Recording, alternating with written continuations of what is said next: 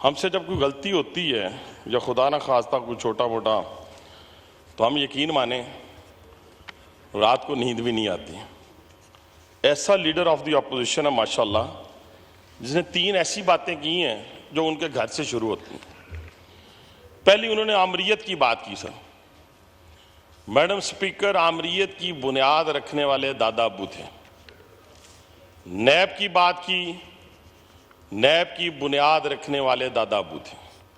वो कौन सी नैब थी? एबडो के तहत इस मुल्क को माशाल्लाह में धकेलने वाले शख्स, मुल्क के दरियाओं को बेचने वाला शख्स दादा अब्बू थे।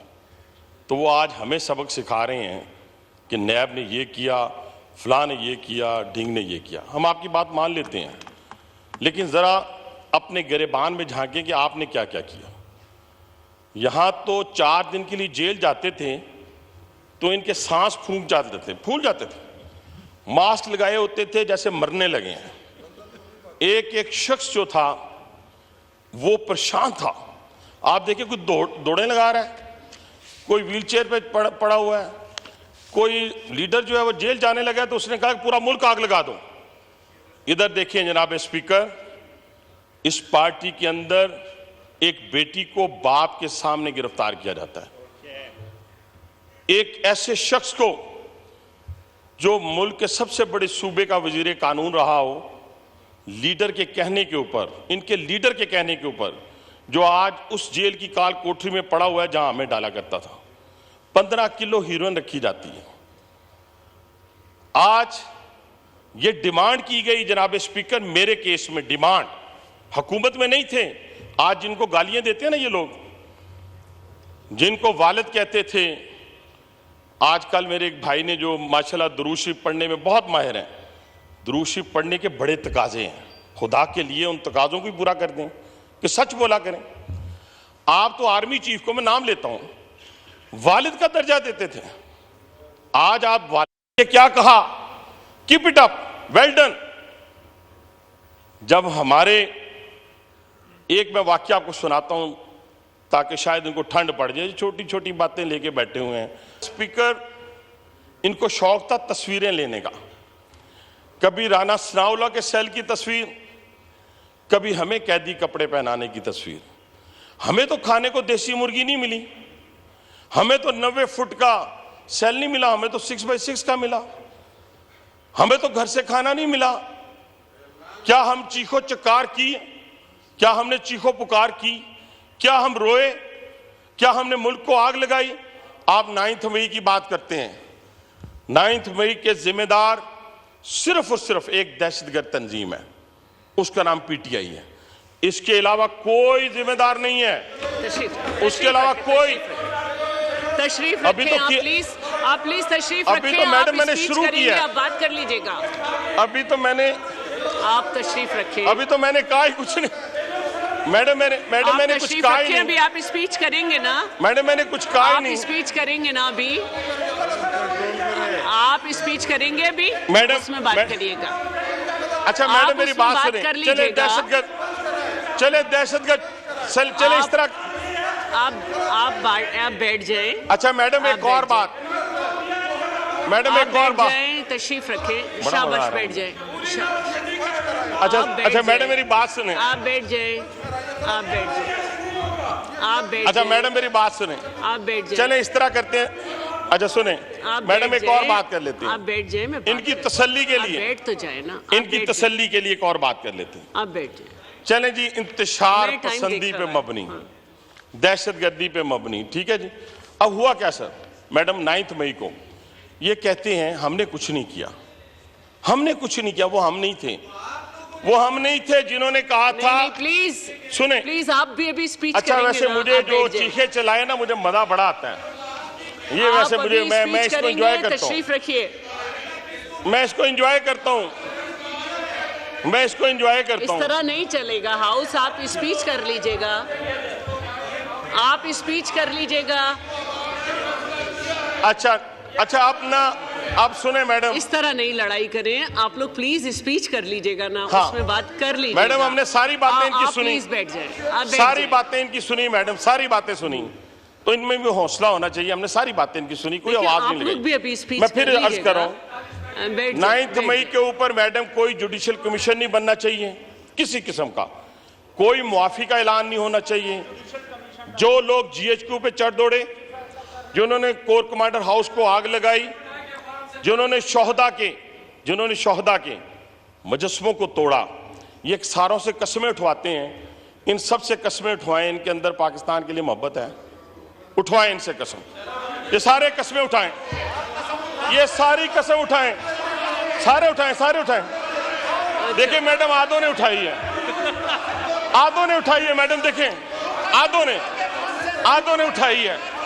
ये सिर्फ पाकिस्तान से मोहब्बत की कसम उठा दें। बैठ जाएं डोगर साहब, जरा ये सिर्फ पाकिस्तान से मोहब्बत की कसम उठा दें। आप प्लीज बैठ जाएं। मैडम इससे कहें कसम उठाएं। आप बैठ जाएं, आप स्पीच में रिप्लाई कर दें। आप नहीं कर रहे हैं तो पॉइंट्स दूसरों को दे दें प्लीज। अच्छा सुने मैडम, मैं बस अपनी बात को ना, क्योंकि बर्दाश्त नहीं हो रहा, चंद गुजारिशात और मैडम। जी मैडम, एक और बात, इन्होंने तोशाखाना की बात की कल, तोशाखाना में इन्होंने बेड शीट नहीं छोड़ी। आप अपनी स्पीच में चैलेंज कर लीजिए। मैडम, इन्होंने तोशाखाना में बेड शीट नहीं छोड़ी, इन्होंने तोशाखाना के अंदर एक मग आया था सऊदी अरब से, वो नहीं छोड़ा। आप यकीन माने मैडम, कुछ ऐसी चीजें हैं जिनका जिक्र मैं यहां करूं तो मैं शर्म से डूब मरूं खुद।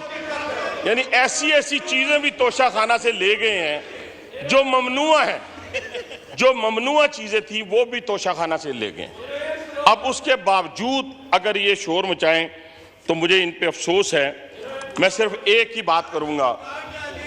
अच्छा, मैं यकीन माने, आप जो मर्जी कहें, मुझे इस पे कोई एतराज नहीं है, इसलिए कि आपको जुम्मा 8 दिन हुए हैं। हमें 2002 से इन्हीं बेंचों में बैठने का शर्फ हासिल है, हमें शर्फ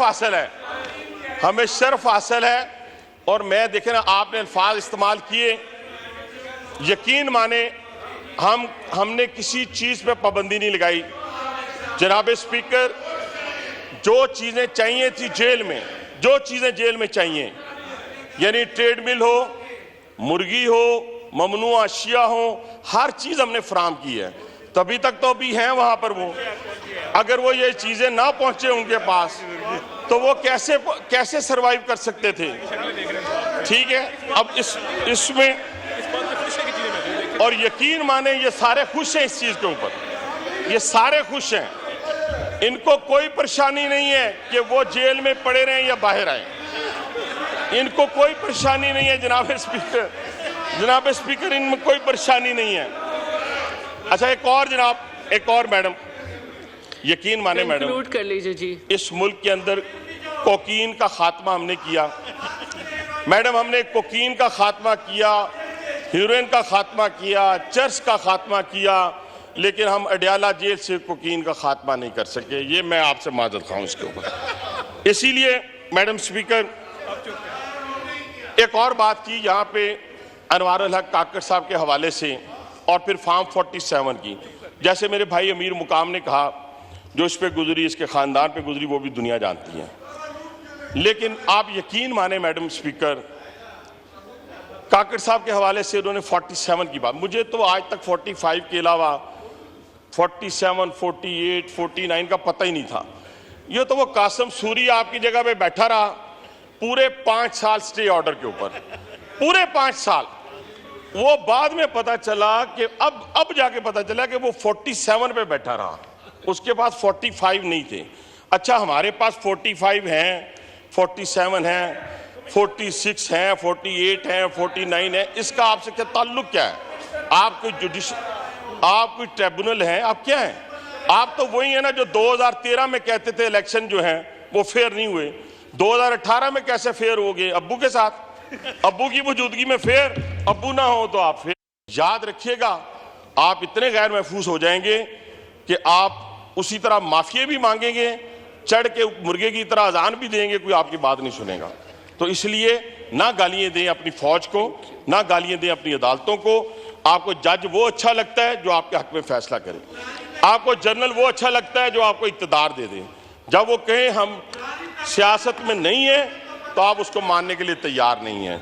तो इसलिए जनाब स्पीकर, इस तहरीक इंसाफ को जब तक हम लोगों को इंसाफ नहीं देंगे, इन्होंने बात की है आजाद कश्मीर की। पता है आजाद कश्मीर में इंतशार किसने फैलाया? आपको मालूम है मैडम स्पीकर? 2014 का इंतशार का नाम मैंने लिया आपके सामने, बार बार लेते हुए भी मुझे शर्म आती है। दूसरा वही तंजीम जिसने 2018 में अब्बू से मिलकर इक़्तिदार लिया था। ये वही तंजीम ने आज़ाद कश्मीर में हिंदुस्तान के ख्वाब को पूरा करने की कोशिश की है। वहाँ पे जितना इंतशार फैल रहा है उसके पीछे पाकिस्तान तहरीक इंसाफ आज़ाद कश्मीर है, और उसी को बढ़ा चढ़ाकर इंडियन मीडिया पेश करता है। और ये जब कहते हैं, जब बैठकर ये जो लीडर ऑफ द अपोजिशन ने तकरीर की है, लीडर ऑफ द अपोजिशन ने तकरीर की है और अपने शोहदा को, ये एक शख्स पीछे बैठा है, काली सी दाढ़ी है, यकीन माने इसने पकड़ के कर्नल शेर अहमद का जो मुजस्समा था, जिसके बारे में इंडियन जर्नल ने भी कहा था कि वो बहुत दलेर इंसान था, उसको उठा उठा के नीचे फेंकता रहा। आप अंदाजा लगाएं, वो शोहदा जो हमारे माथे का झूमर है, उनको ये गालियां देती हैं, उनको बुरा भला कहती हैं, ये पाकिस्तान को बुरा भला कहती हैं। इनमें से एक शख्स ने, मैडम स्पीकर सुने, इनमें से एक शख्स ने कसम नहीं उठाई कि इनको पाकिस्तान से मोहब्बत है, एक ने भी नहीं उठाई। गौर करें शाजिया बहन, आप गौर करें जरा, कितना अलमिया है, कितनी सितम ज़रीफी है कि इस ऐवान में वो लोग बैठे जो मोहब्बत ही नहीं करते पाकिस्तान के साथ। एक तो हम क्रेडिट देते हैं पाकिस्तान पीपुल्स पार्टी को, कादर पटेल ने बिल्कुल ठीक कहा कि जब इस वक्त इस मुल्क में आग लगी ना, और वो आग रेड लाइन को क्रॉस नहीं किया गया था, तो उस वक्त आसिफ जरदारी ने पाकिस्तान खपे का जो है वो बात की, पाकिस्तान खपे की बात, पानी पी के आया करें, बैठे, पाकिस्तान खपे की बात की। जी कंक्लूड कर लें, कंक्लूड कीजिए। जोर जोर से कहें ताकि पता चले आपकी हैं। बात करें, आप कंक्लूड करें अब्बासी साहब। बस मैं 5 मिनट और 5 मिनट नहीं, 5 मिनट बहुत, 5 मिनट नहीं, चलें 4 करने, आप बहन भी हैं, 4 करने। अच्छा सुने मैडम, ये देखें ना, ये शोर बचाने से या चीख चलाने से ये तो मुनासिब नहीं है। वैसे हमें तो बचपन से जो बच्चा चीखता है उसका ज़्यादा हम इंजॉय करते हैं, और जो भी और हम और छेड़ते हैं कि लगा रहा अपने काम। सिर्फ कहने से मुराद ये है मैडम, इस पाकिस्तान की नजरियाती सरहदें हों या जोग्राफी सरहदें हों, उनकी हिफाजत हम सब पे लाज़िम है, और उसको जो भी तोड़ेगा वो इस मुल्क का गद्दार है। उसको जो भी तोड़ेगा, ये कौन से अल्फाज हैं जनाब स्पीकर कि खान नहीं तो पाकिस्तान नहीं, ये कौन से अल्फाज हैं मैडम स्पीकर कि अगर मुझे दोबारा गिरफ्तार किया गया तो इसी तरह आग लगेगी। किसके कलेजे को ठंडा किया आपने 9 मई को? दुश्मन के कलेजे को ठंडा किया। आप तो वीडियोस अपलोड कर रहे थे, आज इनकार कर रहे हैं। आप वहां पे हमारी वो जो लीडर साहब की बहनें हैं वो सामने खड़ी थी कोर कमांडर हाउस की। यहां शहरयार अफरीदी साहब GHQ पे हमले की तरगीब दे रहे थे, मैं नाम लेता हूं। ये एक दिन में नहीं हुआ, ये पिछले 1 साल में किया गया है।